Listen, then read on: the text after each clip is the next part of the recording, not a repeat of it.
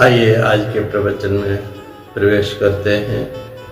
सुखदेव जी वर्णन करते हैं, राजन, अब तो तुम्हें विश्वास हो गया होगा कि भगवान दंड भी देते हैं तो करुणा ही करते हैं। भगवान जिन दैत्यों को मारते हैं उनका उद्धार करते हैं, उद्धार भी तो करते हैं ना। निष्काम भाव भगवान का काम भाव से चिंतन करने वाली गोपियां भगवानमय बन गईं।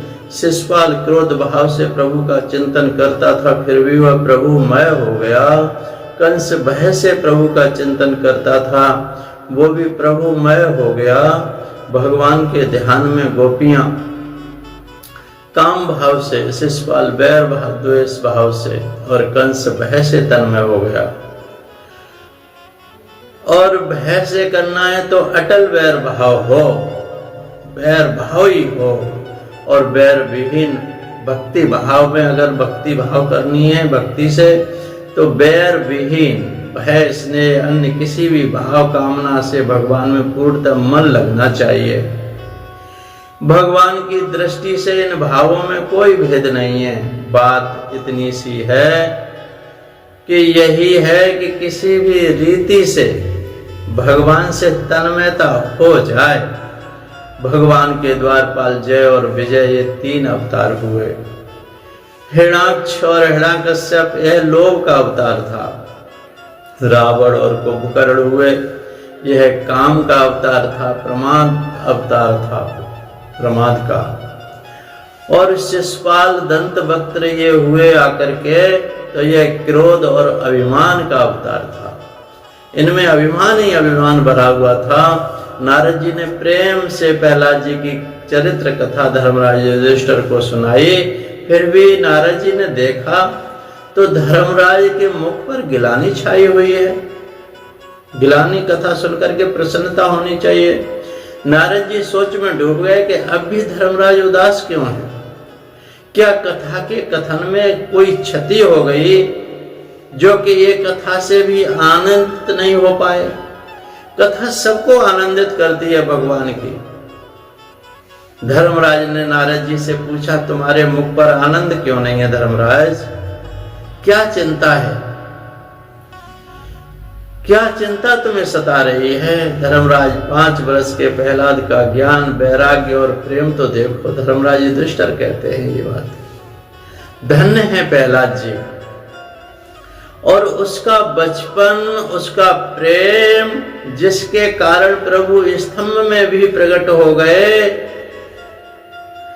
और मैं अब 55 का होने जा रहा हूं और प्रहलाद जी का बचपन, ये सोचने वाली बंधुओं बातें हैं। बरस का हो गया फिर भी एक भी बार प्रभु का दर्शन नहीं कर पाया। न मेरा जीवन पशु सा बीत गया। धन के पीछे दौड़ा, भूख लगी तो खाना खाया, नींद आई तो सो गया, बस वासना जगी तो कामांध हो गया। जन्म मनुष्य का मिला फिर भी प्रभु के हितार्थ एक भी सत्कर्म नहीं किया। धिक्कार है ऐसे जीवन को। कुत्ते के जैसा बीत गया, अब भी प्रभु में लीन न हो सका, प्रभु प्रेम में पागल न हो सका। मुझे अभी तक भगवान नहीं मिल पाए, जबकि उस 5 वर्ष के प्रहलाद ने भगवान को पा लिया। धर्मराज युधिष्ठिर बड़ी गिलानी कर रहे हैं अपने जीवन से। मुझे जगत में प्रतिष्ठा मान तो मिले, हम सबको भी प्रतिष्ठा मान मिल रहे हैं, किंतु भगवान को न पा सका, अतः उदास है। उसके जीवन में उदासी कभी जा नहीं सकती। भक्ति के बिना, भगवान के दर्शन के बिना मेरा जीवन व्यर्था ही बीत गया। इसी कारण से मुझे दुख हो रहा है महाराज। इसी कारण से मेरे चेहरे पर गिलानी छाई हुई है। मेरा जीवन पशुवत बीत गया। एक बार भी परमात्मा की झलक न मिल सकी। मेरा अंतःकरण शुद्ध न हो सका। मैं आंखें बंद करके कभी उसके ध्यान में नहीं बैठा, कभी जप में नहीं बैठा, कभी नाम का कीर्तन नहीं किया। जो करना चाहिए था वही नहीं किया। मैंने भगवान के लिए कुछ नहीं किया। मुझे बहुत कुछ मिला है। शरीरम स्वरूपम नवीनम कलत्रम धनम मेर तुल्यम ईशश्चार चित्रम हरिर रंग पद में मनश्चैन लग्नम तथा किम तथा किम तथा किम तथा किम। क्या किया? सुंदर शरीर मिला, नवीन पत्नी पति मिले, मेरू पर्वत जैसा धन मिला, पुष्कल कीर्ति मिली, तो किंतु मन प्रभु के चरणों में नहीं लगा। तो क्या जीवन में किया? क्या जीवन में किया? कुछ नहीं किया। क्या मिला? कुछ भी तो नहीं मिला। जगत की प्रतिष्ठा, धन या विद्वत्ता अंतकाल में कुछ भी काम नहीं आते। जो विद्या अंतकाल में निरर्थक है, निरुपयोगी रह जाए, उससे लाभ ही क्या है भैया? उससे लाभ क्या है? एक बार एक नौका में कुछ विद्वान समाज सुधारक प्रवास कर रहे थे। बातों ही बातों में उन्होंने नाविक से पूछा, तुम कहां तक पढ़े लिखे हो? नाविक ने कहा, नौका चलाने वाले ने कहा, कैसी पढ़ाई कैसी लिखाई, बस मैं तो ये नौका ही चलाना जानता हूं महाराज, नौका ही चलाना जानता हूं। एक विद्वान ने कहा, तुम्हें इतिहास की कुछ भी जानकारी है क्या? भारत में कितने राजा हुए? नाविक ने कहा, मैं क्या इतिहास जानूं महाराज, मैं तो सुबह से आता हूँ, शाम को अपने परिवार के लिए कमा के ले जाता हूँ, बस उसी से मेरा भोजन बनता है, मैं तो नाव ही चलाना जानता हूँ। पंडित जी ने कहा, तब तो तेरी 1/4 जिंदगी बेकार ही गुजर गई, बेकार गुजर गई। क्या तुझे भूगोल का ज्ञान है? संपूर्ण भारत की आबादी कितनी है? नाविक ने कहा, मैं तो अपने गांव की भी आबादी नहीं जानता कितनी है। अब पंडित जी, ओहो हो, अब तो तेरी आधी जिंदगी बेकार चली गई। तुझे कुछ साहित्य का ज्ञान है? कालिदास का मेघदूत पढ़ा है तूने? नाविक, मैंने साहित्य भी नहीं पढ़ा है महाराज, मैं क्या जानूं साहित्य की कहानियों को। तब तो तेरी 3/4 जिंदगी पानी में ही चली गई, पानी में ही चली गई। इतने में नदी में तूफान सा आया, नैया इधर उधर डोलने लगी। नाविक ने उन विद्वानों से पूछा, महाराज लगता है कि हमारी नौका पानी में डूब जाएगी, ये सामने तूफान आ गया, क्या आप सब तैरना जानते हैं? तैरना जानते हैं? सभी पंडितों ने कहा, नहीं, हम तैरना नहीं जानते, हम तैरना नहीं जानते। नाविक ने कहा, हरे राम, हे शिव, हे भगवान, आप तैरना नहीं जानते, तब तो आपकी सारी जिंदगी अभी पानी में चली जाएगी, चली जाएगी। हुआ भी ऐसा ही, तूफान में नौका डूब गई और उसके साथ विद्वान भी डूब गए, पर नाविक तैरता हुआ बाहर आ गया। भव सागर को तैरने के लिए भजन की एकमात्र साधन है, भजन ही एकमात्र साधन है। इस भजन रूपी विद्या को सीखने के लिए पहले मात्र सांसारिक विद्या सीखकर पंडिताई का अभिमान करने वाला व्यक्ति इस सागर में डूब ही जाता है, इसमें डूबता है। डूबने का मतलब है हम विद्वान तो बने, लेकिन क्या हमने अपने कल्याण का मार्ग अपनाया? जो विद्या अंतकाल में परमात्मा के दर्शन का न करा सके, वह विद्या विद्या ही नहीं। सा विद्या या विमुक्त है। जो विद्या संसार सागर से पार करे, मुक्ति दिलाए, भगवत प्राप्ति करे, वही विद्या है। संयोग में दोष दर्शन और वियोग में गुण दर्शन ही जीवन का स्वभाव है। धर्मराज की राजसभा में स्वयं नारद द्वारकानाथ विराजे थे, फिर भी धर्मराज युधिष्ठिर उनके स्वरूप से अज्ञात थे।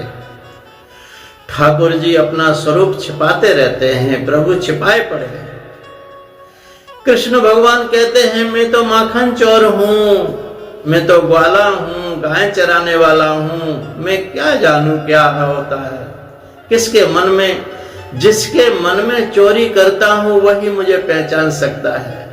भगवान जिसके मन की चोरी करे, मीरा के मन की चोरी कर ली, कर्मा की चोरी कर ली, धन्ना की चोरी कर ली, मन की चोरी कर ली भगवान ने। परमात्मा गुप्त रहना चाहते हैं तो जीव प्रकट ईश्वर से भांत भांत के फूल फल आदि न जाने कितनी वस्तुओं को सृजन किया है प्रभु ने, फिर भी उन पर कभी अपना नाम नहीं लिखा, कभी नाम नहीं लिखा। मनुष्य तो मकान आज से लेकर अंगूठी जैसी छोटी वस्तुओं पर भी, अपने शरीर पर भी अपना नाम लिखा देता है। अरे भाई, शरीर पर भी क्या नाम लिखता है तो उसे कौन ले जाएगा। मकान पर नाम लिखता है मनोहर निवास, मनोहर निवास। अरे ये मनोहर कितने दिन तक रहने वाला है भैया। मकान पर नाम लिखना है तो राम निवास लिखो, कृष्ण निवास लिखो, शिव निवास लिखो, ठाकुर जी के नाम से लिखो। फिर भी मानव नाम रूप में फंसा पड़ा है, नाम रूप में फंसा पड़ा है।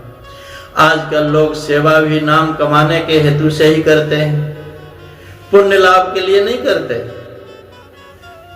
नाम कमाने के लिए। मंदिर में कोई वस्तु देता है तो उस पर भी पहले अपना नाम लिखवा देता है। याद रखो, किसी ने मंदिर बनवाया, बहुत बड़ा पत्थर लगवा दिया उस पर, फलाने ने ये मंदिर बनवाया। अतिशय प्रसिद्ध पुण्य का अच्छा ही करती है प्रसिद्धि।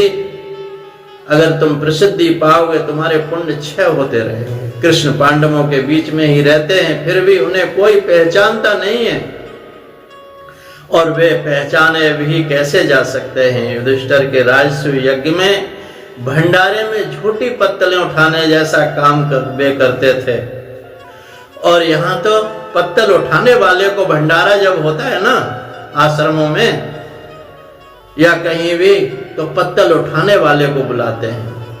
अरे पत्तल भी भगवान ने, हमारे ने पत्तल उठाई। गीता जैसा ज्ञान देने वाले श्री कृष्ण, यही तो दिव्य कर्मयोग है उनका।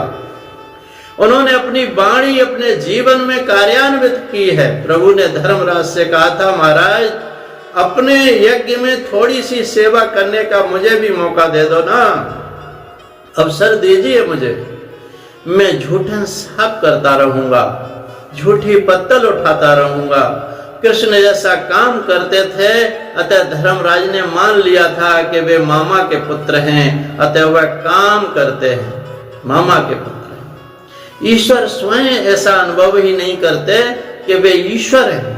यदि ईश्वर ऐसा कहे तो उनका ईश्वरत्व ही नष्ट हो जाए।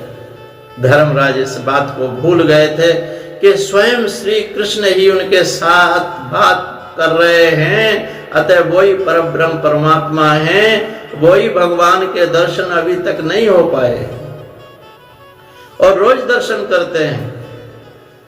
लेकिन नारद जी धर्मराज से कहते हैं, वे बड़े बड़े मुनि आपके घर जो आए हुए हैं महात्मा यज्ञ में, भंडारे में, उन्हें दक्षिणा का लोभ नहीं है। ये दुर्वासा, जमदग्नि, ये सा के विश्वामित्र वगैरह जितने भी ऋषि मुनि आए हैं वो दक्षिणा के लिए नहीं आए धर्मराज।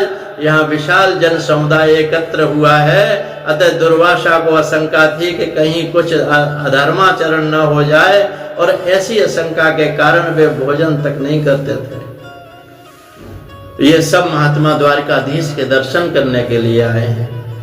दुर्वासा को ब्रह्म विद्या का गुरु मानते हैं। भगवान कृष्ण एक दिवस रुक्मिणी जी ने कहा, नाथ दुर्वासा आपके गुरु हैं, बड़े तपस्वी हैं, क्यों ना हम ऐसे पवित्र महात्मा को भोजन कराएं। कृष्ण भगवान ने कहा, यह दूर ही रहे तो ठीक है गुरुजी, हमारे घर पर आएंगे तो गड़बड़ कर देंगे। रुक्मिणी ने अति आग्रह किया, प्रभु दुर्वासा को आमंत्रण देने के लिए हम दोनों चलते हैं। पिंडारक तीर्थ है गुजरात में, दुर्वासा जी वहां रहते थे। दुर्वासा जी के यहाँ पहुंचे दोनों, रुक्मिणी और भगवान कृष्ण भोजन की बात कहने के लिए। दुर्वासा जी ने कहा, भोजन बात जाने दीजिए, मेरा आशीर्वाद है आपको, मैं क्रोधी हूं, कहीं क्रोधवश कुछ साप न दे डालूं। किंतु कृष्ण रुक्मिणी के अति आग्रह के कारण दुर्वासा आने के लिए तैयार हो गए। रथ में बैठे, और रथ में बैल जुते हुए थे, घोड़े जुते हुए थे। दुर्वासा जी ने उनकी परीक्षा करने का विचार किया और कृष्ण से कहा, मैं हूं महात्मा और तुम हो क्षत्रिय, क्या यह योग्य है कि हम एक ही आसन पर बैठें? अतः इन बैलों को हटा करके, इन घोड़ों को हटा करके तुम स्वयं रथ को खींचो तो मैं आऊं, मैं चलूंगा। कृष्ण और रुक्मिणी रथ खींचने लगे। माताजी थक गईं, प्यासी हो गईं। वे बोली, महात्मा बड़े विचित्र होते हैं, महात्मा बड़े विचित्र होते हैं। मैं महात्माओं के यहाँ नहीं रहना चाहती, महात्माओं के यहाँ रहना नहीं रहेंगे, क्योंकि लक्ष्मी का स्वरूप है ना रुक्मिणी। कृष्ण ने समझाया कि अब अधिक देर नहीं है, धीरज रखो। तो रुक्मिणी ने कहा, मैं धीरज नहीं रख सकती, मैं इस प्रदेश में ही नहीं रहूंगी, गुजरात में ही नहीं रहूंगी, मैं चली जाऊंगी।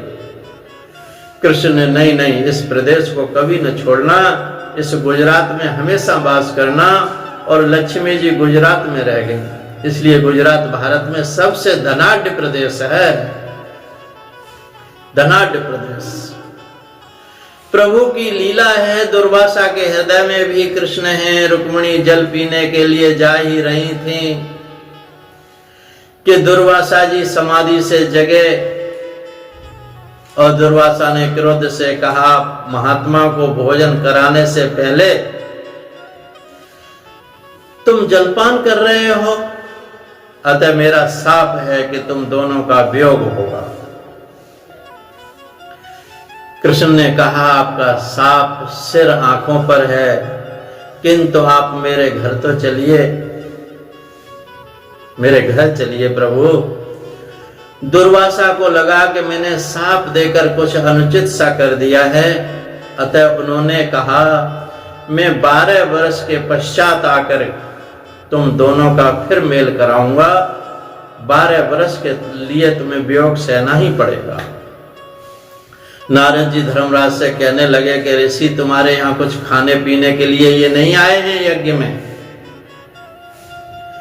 ये तो आए हैं तो परब्रह्म परमात्मा के दर्शन करने के लिए आए हैं। चिंतन करने पर भी उनके ध्यान में परमात्मा का स्वरूप नहीं आ सका, अतः वे उनका दर्शन करने के हेतु तुम्हारे यहाँ पधारे हैं।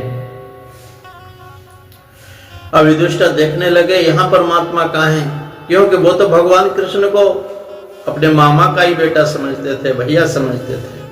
यज्ञ में आए हैं तो ये दर्शन का लोभ है। राजन, तुम तो पहला से अधिक भाग्यशाली हो, परमात्मा तुम्हारे रिश्तेदार होकर के तुम्हारे घर में रहते हैं, तुम्हारे घर में भी भगवान हैं। किंतु नारद जी जैसे संत द्वारा दृष्टि मिलने पर ही उनका दर्शन होता है। अगर संत जीवन में आ जाएं तो परमात्मा का दर्शन हो जाता है। परमात्मा तुम्हारे हमेशा से, जब से जन्म लिया है, तुम्हें साथ ही नहीं छोड़ा, लेकिन जब तक संत का साथ नहीं मिलता तब तक तुम्हें उस परमात्मा का दर्शन नहीं होता जो तुम्हारे नित्य साथ है। तुम बहुत भाग्यशाली हो कि परमात्मा तुम्हारी सभा में विराजे हैं। भगवान कहते हैं, संसार भी एक समुद्र ही है, इस भव सागर को एन किन प्रकार पार करने की सच्ची साधना है। पार करने की कला सिखा सके वही सच्ची विद्या है।